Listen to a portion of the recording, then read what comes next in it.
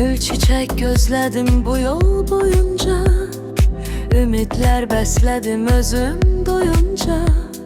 Səadət arzulayıb mən uşaq tək, aldandım rüyaya ömür boyunca.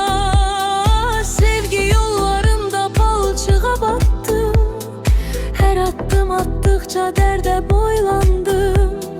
Mən öz xəyallarım içində yattım, ayılıb görəndə gecikmiş sayıldım. Düz yollar eğildi, çöktü dizlerim, yorulup yollarda kaldı gözlerim.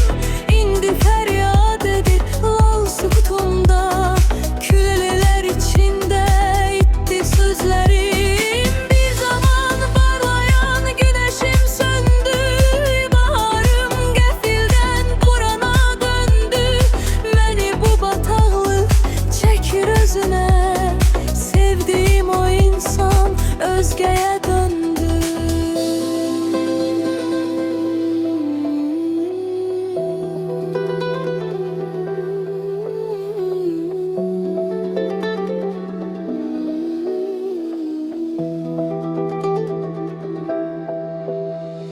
Yalın ayaklarla çıktım bu yola, bilmezdim talihim kederle dola.